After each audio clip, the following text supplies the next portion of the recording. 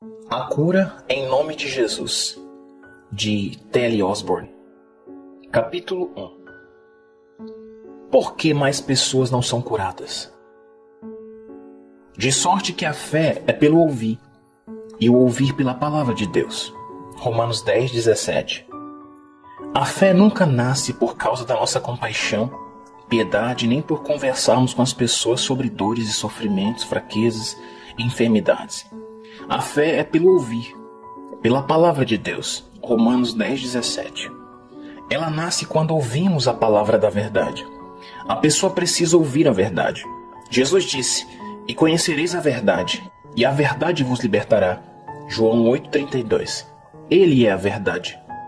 Se quisermos ver as pessoas libertas da escravidão da doença, devemos ensinar-lhes a parte da palavra de Deus que as livra das doenças. A verdade é: Cristo quer curar todos, senão ele não teria levado as pisaduras pelas quais fomos sarados. Isaías 53,5 e 1 Pedro 2,24.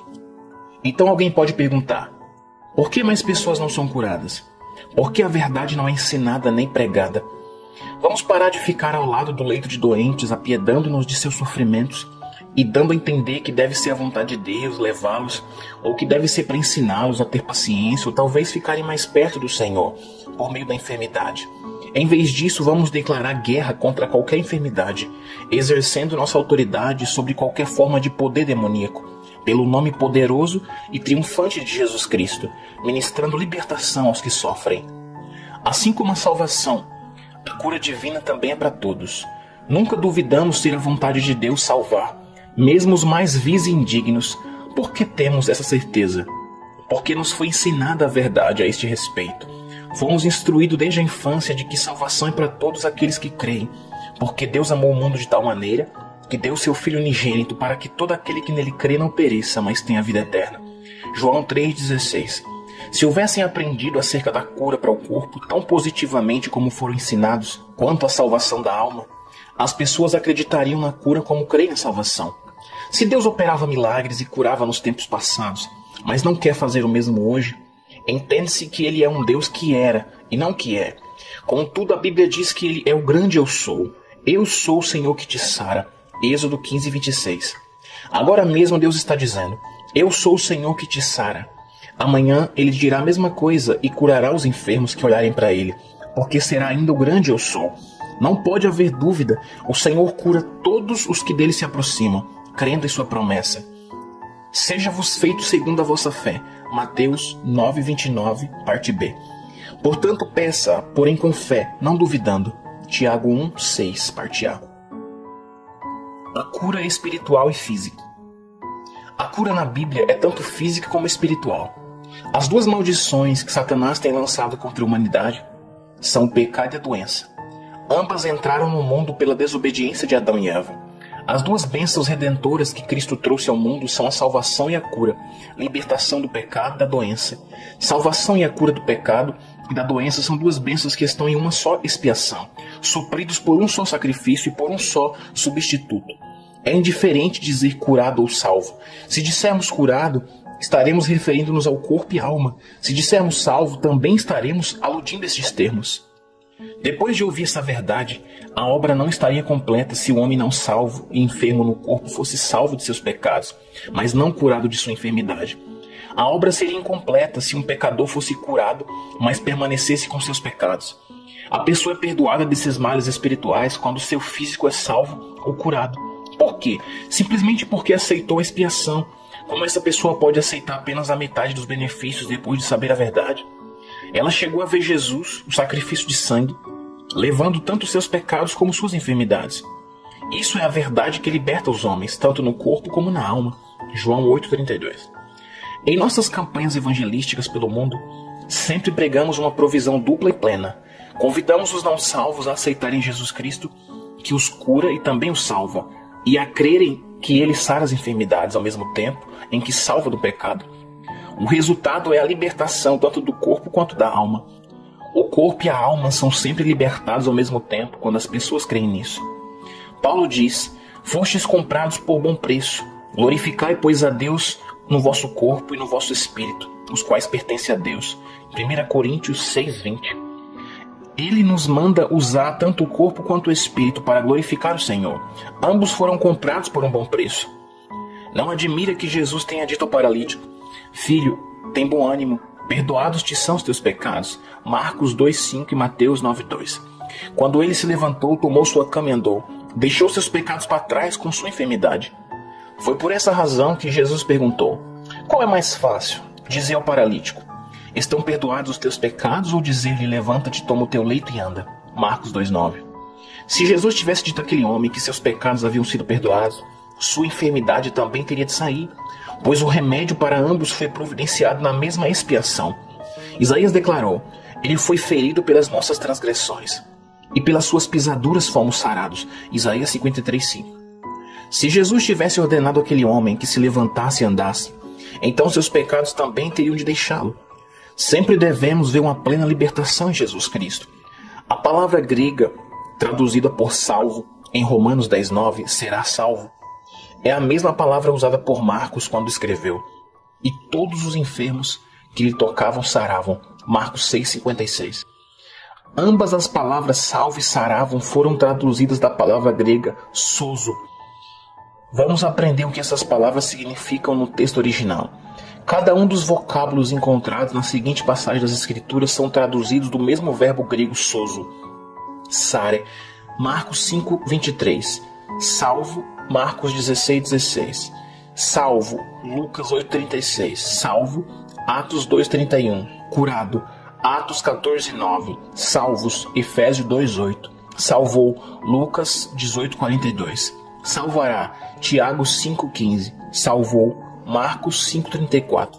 Sararei, Marcos 5,28. Salvou, Lucas 17,19. Curado, Atos 4,9. Curado, Atos 4,12. Saravam, Marcos 6,56. Não há necessidade de os cristãos estarem enfermos. Não toleramos a iniquidade em nossa vida, porque Jesus levou nossos pecados. Também não temos necessidade de tolerar a enfermidade em nosso corpo, porque Jesus levou as nossas doenças. Ele tomou sobre si as nossas enfermidades e levou as nossas doenças. Verdadeiramente Ele tomou sobre si as nossas enfermidades e as nossas dores levou sobre si. Isaías 53,4. Por este versículo sabemos que Jesus levou nossas enfermidades, de acordo com 1 Pedro 2,24, parte A. Levando Ele mesmo em seu corpo os nossos pecados sobre o madeiro, sabemos que Jesus levou nossos pecados. Se Ele os levou, não precisamos carregá-los. Se houvesse necessidade de suportá-los, Jesus não precisaria ter-os levado. Se de fato necessitamos levar nossas transgressões, então Jesus as teria levado em vão. O Evangelho mostra claramente que Jesus Cristo levou os nossos pecados e, portanto, somos redimidos deles. Assim, jamais necessitamos levá-los.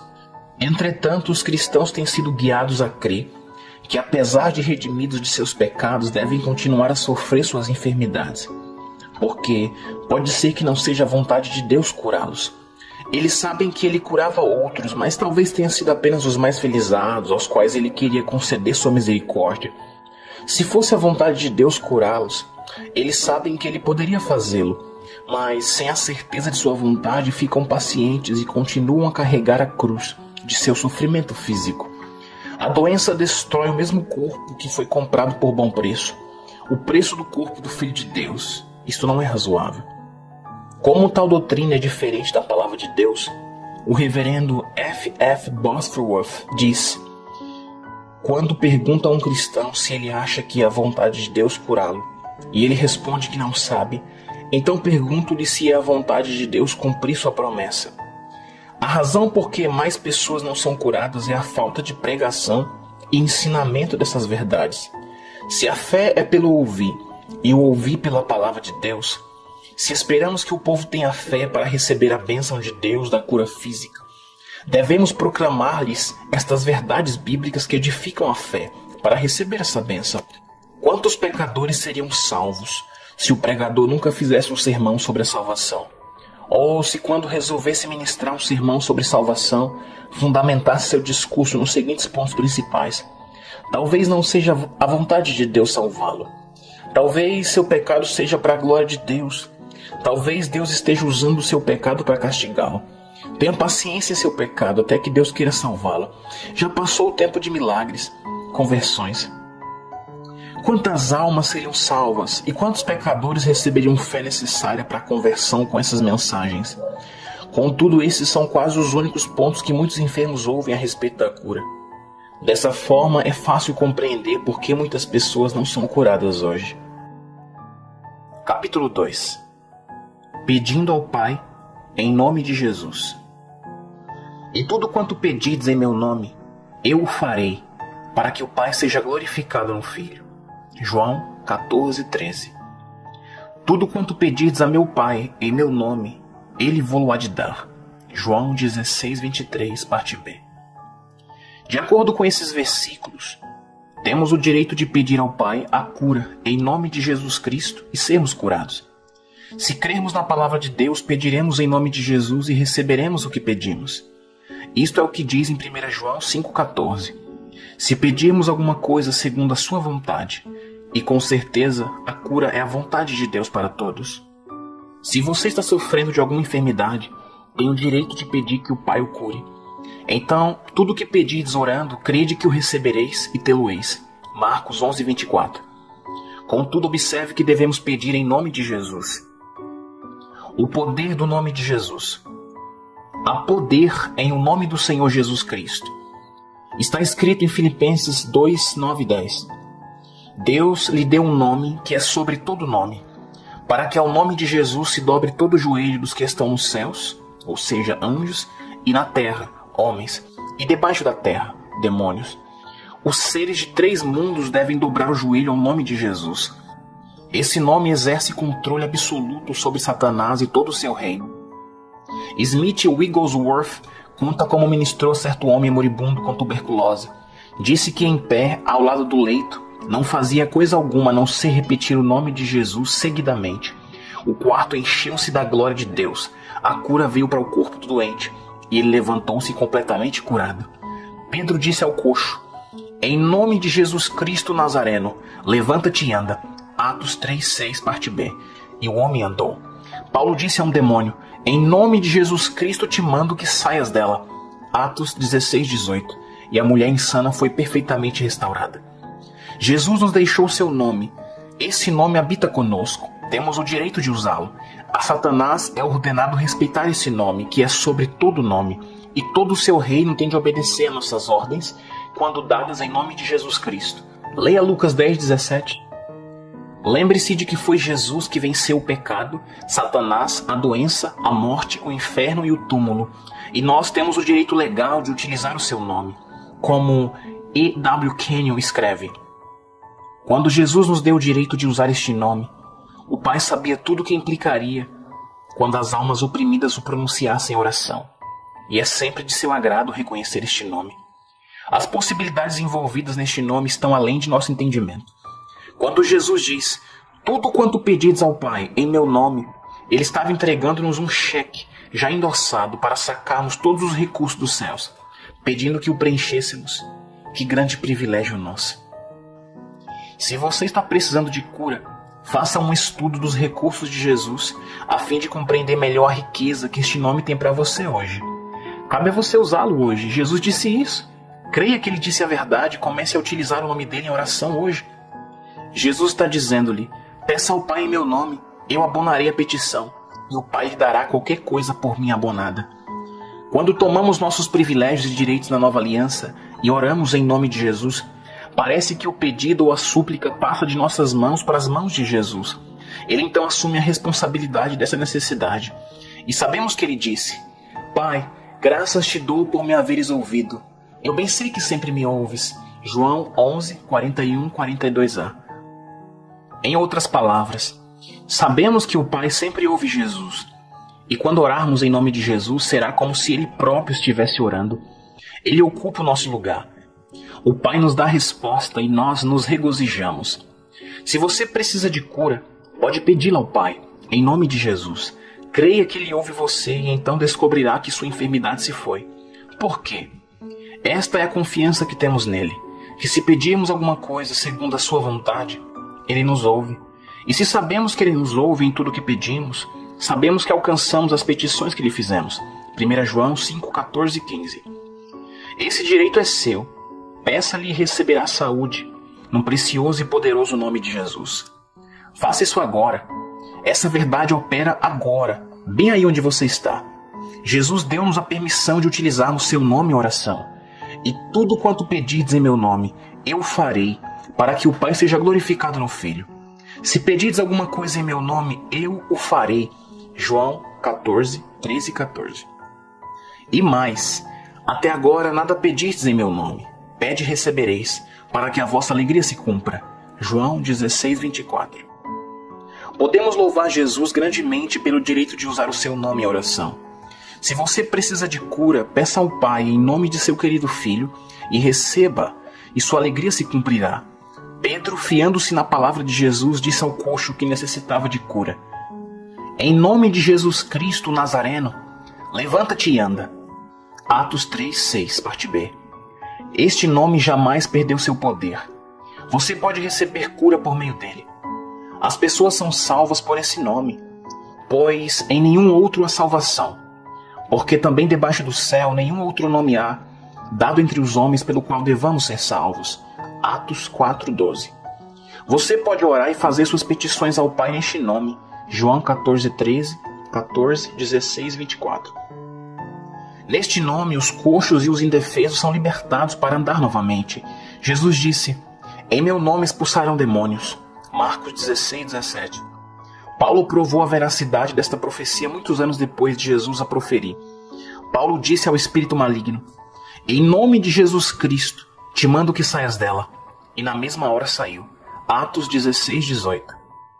Não admira que o poeta tenha escrito: saudai o nome de Jesus, arcanjos, vos prostrai, o Filho do glorioso Deus, com glória coroai. Quão grande poder tem esse nome para a igreja hoje. Ele abrangia cada fase da primeira igreja cristã.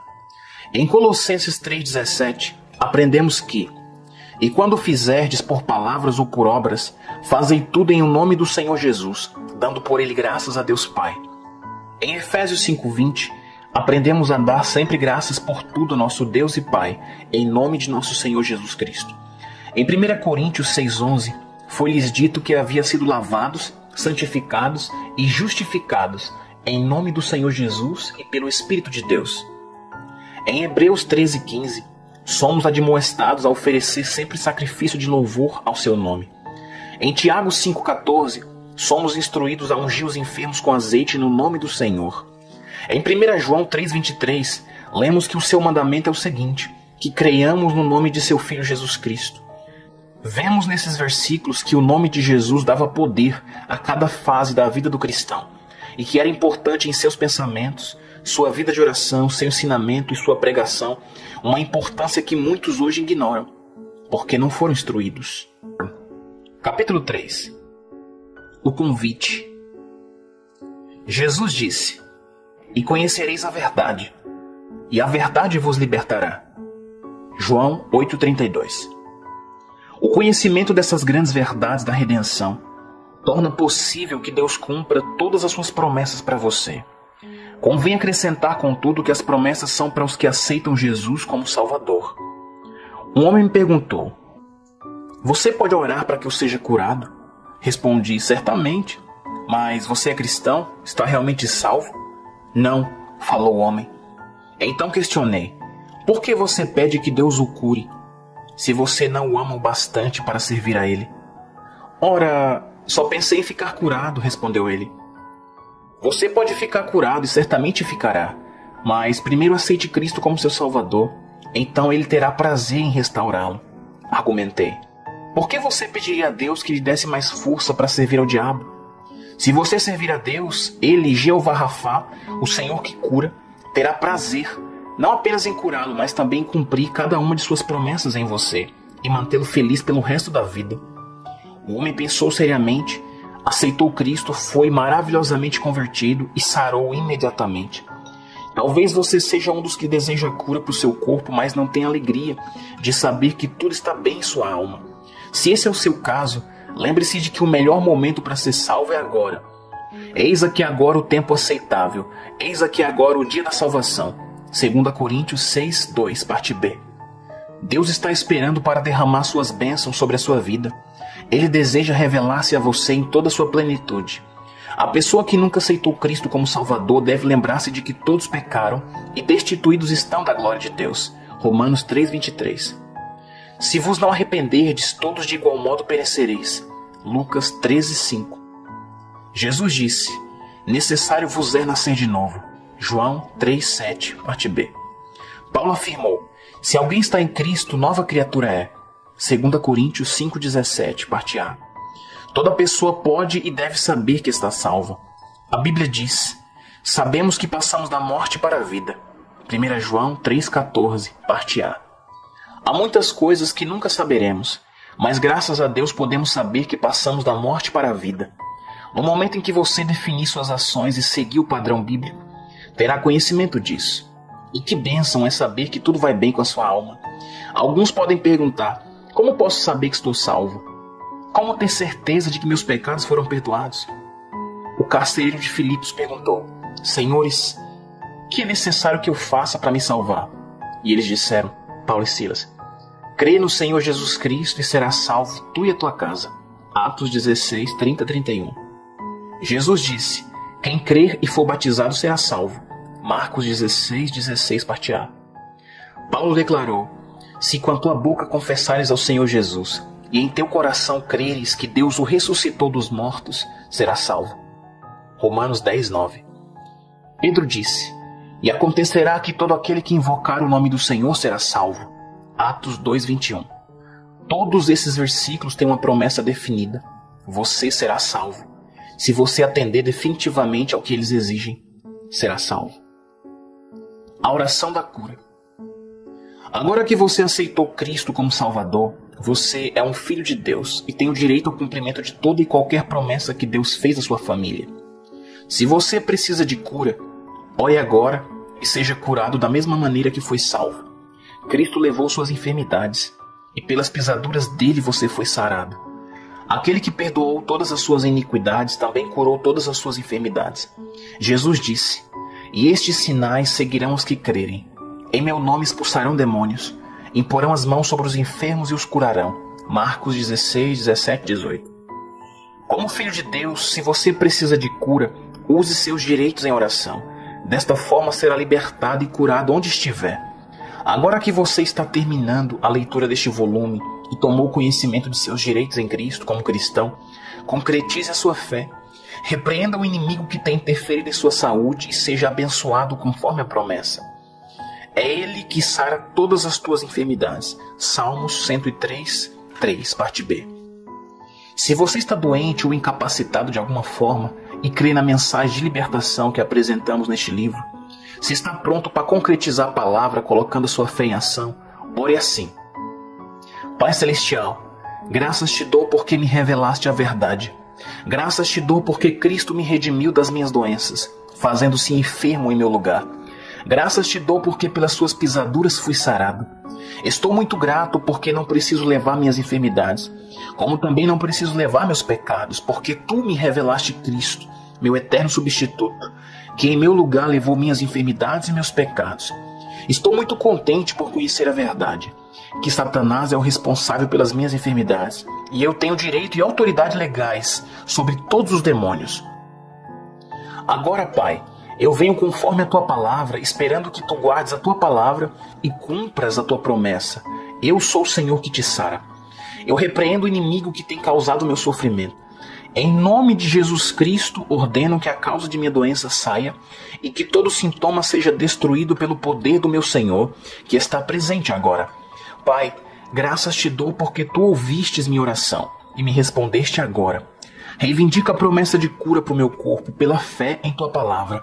E te agradeço porque a fonte da minha enfermidade foi destruída. E conforme a promessa de Jesus, eu sarei. Em nome de Jesus Cristo. Amém. Visto que você já orou e repreendeu a origem da sua enfermidade, já reconheceu pela fé na palavra de Deus que Ele respondeu sua oração, retenha firme a confissão da esperança, porque fiel é o que prometeu. Hebreus 10, 23. Não deixe o diabo ouvir de seus lábios coisa alguma, a não ser a confissão da palavra de Deus. Não se permita pensar em nada contrário ao que Deus prometeu em sua palavra. Tudo que não seja ficará curado é mentira do diabo. Trate-a como mentira e fique firme na palavra de Deus. O Senhor a cumprirá em sua vida. Faça como Abraão, fique firme na fé, olhando para a promessa.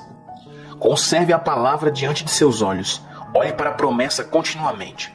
Nunca considere algum sintoma que contradiga a Escritura Sagrada como razão para duvidar da palavra eterna, porque está escrito: eu velo sobre a minha palavra para cumprir. Jeremias 1:12.